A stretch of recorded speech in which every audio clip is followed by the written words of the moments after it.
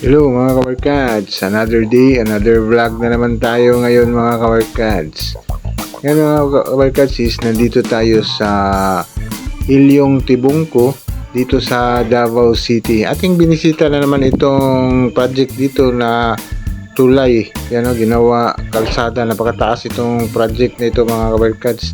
Isa itong Ilyong Tibungko ang nadaanan sa project nito kasi 45.5 kilometers ito na bypass road. Yan, ito na yung papunta ng Bunawan tapos papunta ng Panabo. Yan, laki na rin mga kabarkads kasi more in kuan ito, tulay yung ginagawa dito kasi sa lalim ng kuan, may mga bundok-bundok kasi dito mas madali yung magawa sila ng poste tapos lalagyan ng mga girder. Yan, ito yung latest update natin dito sa 45.5 bypass road. Yan, dito sa Davao City. Yan, let's go!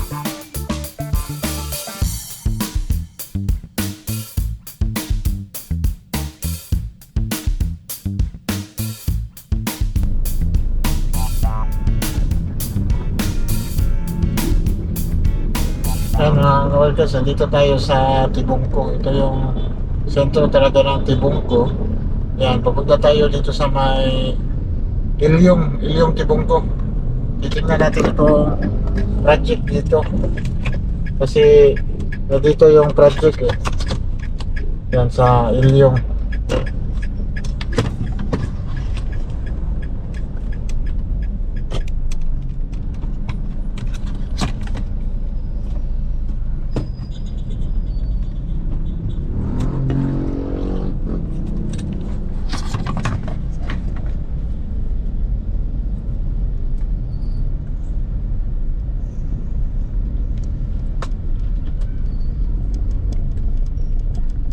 Ito yung Tibungko.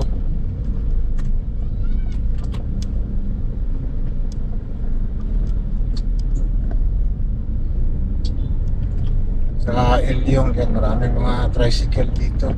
Kasi dito dumaan, isa ito mga workers na dinaanan ng project. Itong 45.5 from Malagamot, Mudyang. Tapos dito na, ito yung Ilyong from Mudyang to Ilyong Tibungko. Yan. At ito sa Barangay Tibungko. Yan, itong kuwan ito. Tapos papunta na ng Bunawan itong project. Kasi itong project na ito is papunta ito ng GP Laurel Panabo. Yan. Papunta ng Toril. Yan sa Inawayan, Toril. Yan, ito mga 45.5 yan na kilometer. Itong project na ito. Matas-taas din ito mga project kasi maraming kuan doon sa may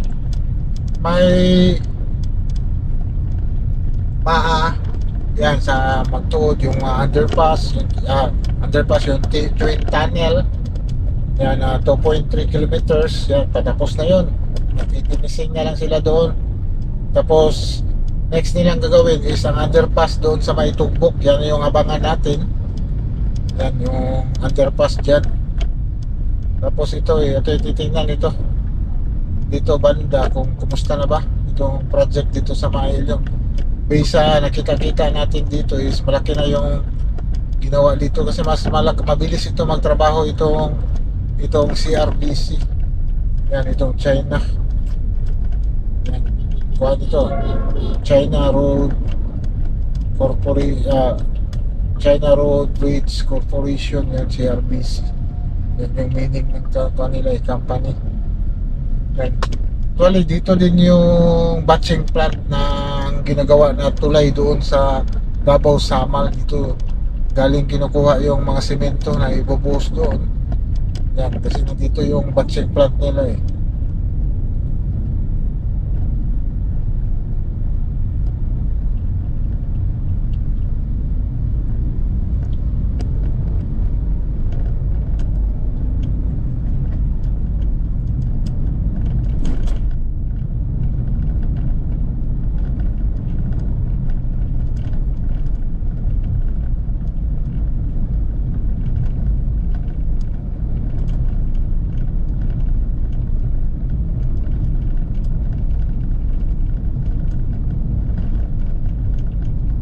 ito yung patching plant yan. Patching plant ng kita niyo yan. Yan yung patching plant ng Davao Samal. Yan, dito ginagawa yung mga semento. Yan o, kita natin is dito sa may tibong ko yung galing yung magbubuo sila doon sa Davao Samal. Yan, dito banda. Yan yung titingnan natin itong project dito. Itong ginagawang, kasi mga tulay ang ginagawa dito eh. Banda itong sa may ilyong. Yan, tibong ko. Yan yung titingnan natin. Project, matagal-tagal na rin tayong hindi nakabalik dito. Pasensya na sa iba yung nagbabasa natin na ba't nagbibisaya, magbisaya na lang daw ta. Kasi minsan nagbisaya na ako, kaso lang maraming mga Tagalog na nagsabi hindi maintindihan yung sinasabi natin. Yan, at least kahit ganito yung Tagalog natin, at least maintindihan tayo sa Luzon. Kasi marami din akong subscriber na taga Luzon eh. Kaya nagbalik ako ng Tagalog. Kasi mas maganda sana yung Bisaya kasi masasabi natin lahat. Pero sige lang, kahit ganito lang may magbabasya atin na magbisaya na lang daw ta. Kaya itong Tagalog dili kay kuan Maragog Duterte god so magbisaya. Pati hindi Sara mag-Tagalog, di ba? Ganun kasi Bisaya tayo eh. Yan. Sige, yan. Papunta na tayo doon sa project. Yan, malapit-lapit na.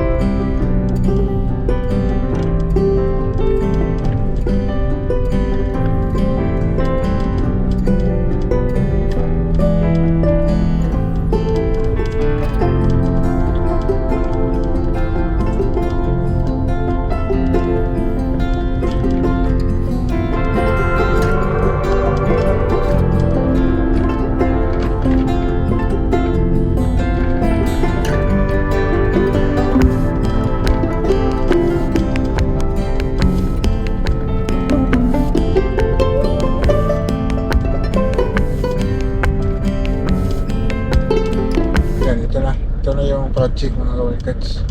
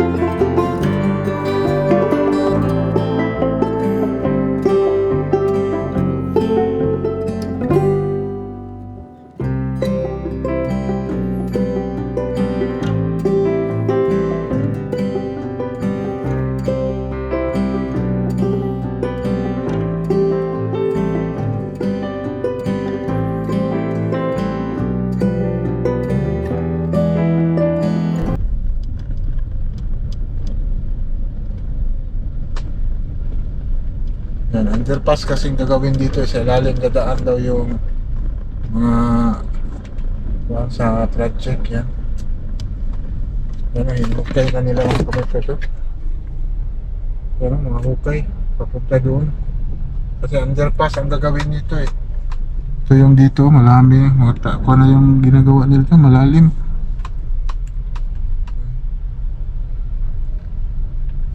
ginawa nila dito.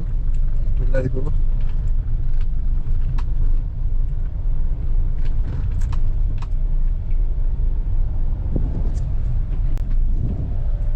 Yan, ito yung sa may ilyong. Yan, pupuntahan natin yung kwan. Na makaparada tayo dito. Yan, hanap tayo ng parkingan.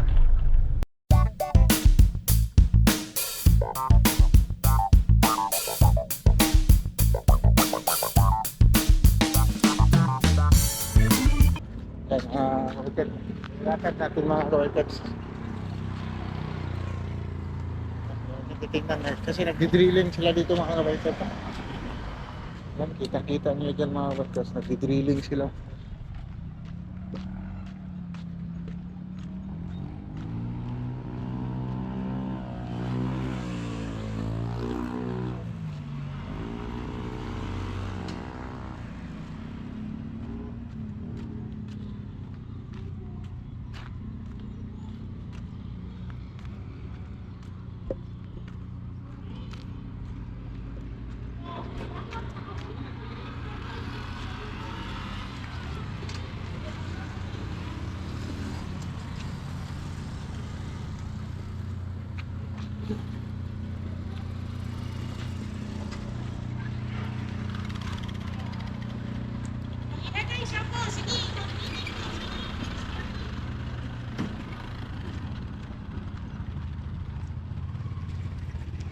Nagdi-drilling sila dito mga kawarkats.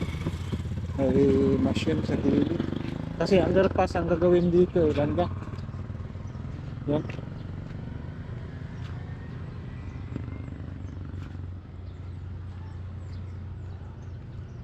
Grabe ang taas dito mga kawarkats. Yan, kasi ang gagawin dito is underpass. Yan, may mga poste na ngayon silang ginawa. Yan, nakanan. Tapos ang lalim doon sa lalim. May mga nagawa na sila na tulay doon. Banda. Yan, may tulay. Papunta na doon yung tulay. Yan, ito yung part sa 45.5 na bypass road. Ito yung sa Barangay Tibungko sa Ilyong na part. Itong project dito. Yan. Napakalaki kasi ito papunta na ito ng Bunawan eh. May mga underpass din na gagawin doon banda. Tapos dito, yan. Yan kasi ito na yung papunta ng Mudyang. Yan o, malalim yung tulay na ginawa nila dyan o. Iwan ko doon sa Mudyang na gawaan na ba ito ng tulay. Yan, may mga tao na lumalakad dito papunta doon. Masyado lang mainit lakarin. Yan, malayo-layo din. Dito.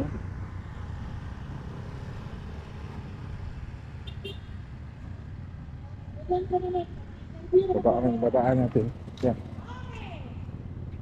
Yan, baka laki-laki na yung kwan eh.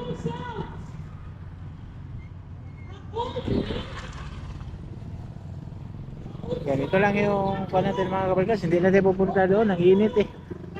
Bante sa tulay na yun, no? May tulay na ginawa. Kukunan lang natin ng drone shot kung gaano na ba kalayo yung tulay doon banda. Ito lang yung ginawa natin, ito lang ginawa natin itong project dito. Yan.